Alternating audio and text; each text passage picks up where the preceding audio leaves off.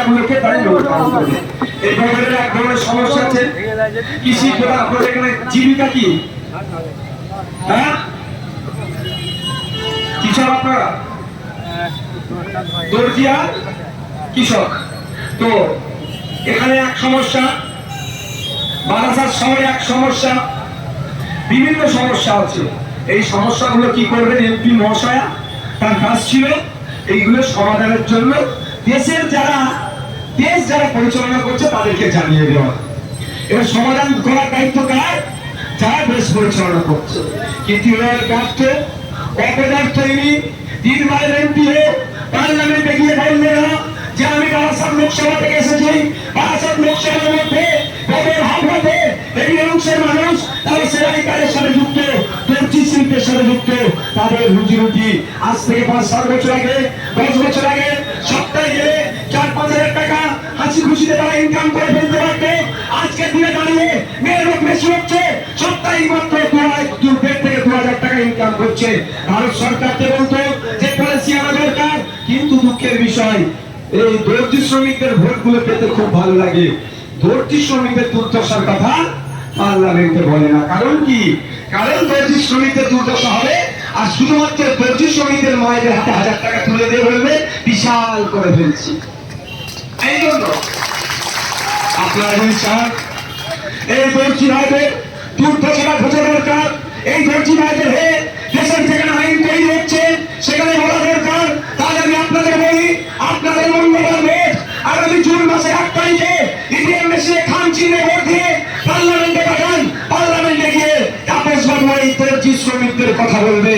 আপনাদের অবগত করার জন্য বলছি, আমাদের পার্শ্ববর্তী দেশ বাংলাদেশ আজকে দেখুন সেই বাংলাদেশের তাদের কারেন্সি ভ্যালু বেড়ে যাচ্ছে, তাদের টাকা বেড়ে যাচ্ছে, তারা ডেভেলপ হচ্ছে। কারণ যে ডেভেলপ হওয়ার মধ্যে অন্যতম কারণ হচ্ছে বাংলাদেশের কাপড় বিদেশে বিক্রি হচ্ছে।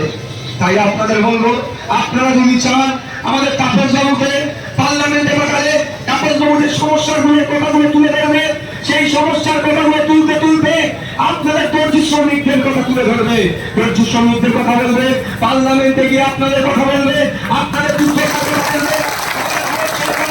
সেই সরকারের আসুক না কেন, যেই প্রধানমন্ত্রী হোক না কেন, যে ফরেন মিনিস্টার হোক না কেন, যে ডিপার্টমেন্টাল মিনিস্টার হোক না কেন, দেখার দরকার নাই।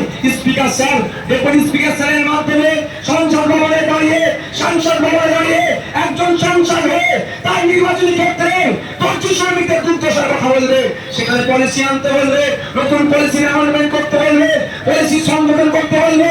এখানকার হামরাও দর্জি শ্রমিকদের সেলাই করা কাপড় যাতে আমেরিকায় যে বিক্রি হয়, লন্ডনে বিক্রি হয়, জার্মানিতে বিক্রি হয়, ফ্রান্সে বিক্রি হয়, সুইজারল্যান্ডে বিক্রি হয়, সারা পৃথিবীর দেশে যেন বিক্রি হয়, তার জন্য পলিসি তৈরি করার কথা বলবে, এক্সপোর্ট করার কথা বলবে। যখনই আপনার তৈরি করা কাপড় দুবাইয়ে বিক্রি হবে, আপনার তৈরি করা কাপড় সৌদিতে বিক্রি হবে, ইরানে হবে, আপনার দামেস্কে হবে, আপনার ইজিপ্টে হবে, তখনই জানবেন যখনই আপনার তৈরি করা কাপড় বিদেশে গিয়ে বিক্রি হবে ডলার আসবে। ডলার যখনই ঢুকবে তখন আমার বদলের, তখন আমার হাবড়ার যারা শ্রমিক আছে দর্জি শ্রমিক তার হাতে টাকাটা সবটাই বাড়বে। অপদার্থ বলতে হইয়া ও চাই না আপনাদের হাতে টাকা আসুক। মায়েরা চাই না, তারা চাই না আপনাদের স্বামীগুলো, আপনাদের ছেলেগুলো বা আপনারা যারা দর্জি শ্রমিকের কাজে লিপ্ত আছে আপনার ভাগে টাকা আসুক। ওরা চাই সবসময় আপনাকে কি করবে, কুক্ষিগত করে রাখবে। আপনার হাতে যত টাকা কম আসবে ওদের তোতে না হবে, মাসে 1000-1200 টাকা করে দিয়ে ভিক্ষা, 1 টাকার ভিক্ষা দিয়ে কি বলবে, তো আমি দিচ্ছি। তাই আপনারা যদি চান আপনাদের দুর্দশার কথা পার্লামেন্টে যান, দুর্দশাকে ঘুচিয়ে সমাধান হোক, দেশে আপনাদের জন্য বেলার আসুক, তাহলে আপনাদের বলবো অন্য কোনো জায়গায় ভোট দেওয়ার দরকার নাই। খাম চিহ্নে আগামী জুন মাসের 1 তারিখে ইভিএম মেশিনের 5 নম্বর ভোটার দিবে, পার্লামেন্টে পাঠান। দর্জি শ্রমিকদের দুর্দশার কথা ঘরে তুলে ধরবো এবং সমাধানের জন্য গলায় আমি শুধু অবাক হয়ে যাই, একটু লজ্জা লাগে না? কি বলেছে আজকে এরা বলেছে এখন আমরা কত মানুষকে রেশন দিচ্ছি, 12 দিচ্ছে, বলছে কি রেশন আমরা বেশি দিচ্ছি এখন। আপনারা বলুন এটা কি ভালো হচ্ছে? রেশন বেশি দেওয়া কি ভালো লক্ষণ? এটা খারাপ লক্ষণ। আমি আমার কথা বলছি, আমি কি রেশন নিই? আমি নিই না, কারণ আমি স্বাবলম্বী হয়ে গেছি বলে। আমার আব্বা আমরা কেন নিয়ে না রেশন? আমরা স্বাবলম্বী হচ্ছি। রেশন কারা নেবে? যারা তাদের সংসার এমনিভাবে চলছে না, সরকার তাদেরকে খাদ্য দিচ্ছে, তাই তো?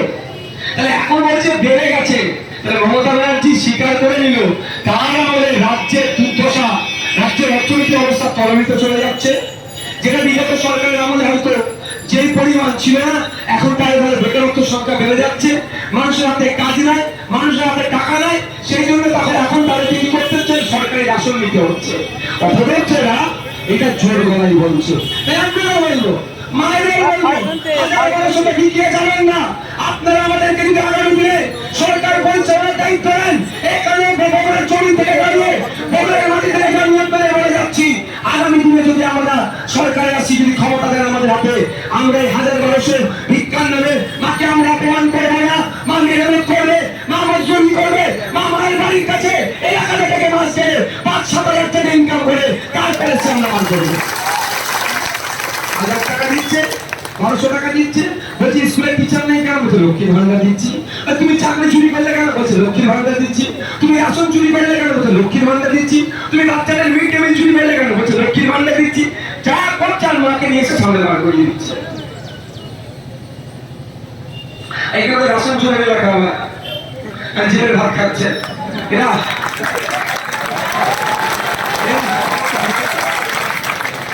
এরা বেশি করে, এরা আগামী দিনে বেশি জেলে যাবে বলে, আমি যখন জেলে ছিলাম জানেন তো, আমি জেলে ছিলাম, আমাকে যখন আমি একটু বাইরে বেরোতাম সবাই আমাকে ঘিরে ধরতে দেখা করবে বলে। লাস্টে যে জেলে যারা কর্তৃপক্ষ তারা বলেছে আমাকে, ভাইয়া আপনি এমএলএ সাহেব, আপনি যখন বাইরে যান আমাদেরকে বলবেন, একটা সিকিউরিটি দিতে হবে।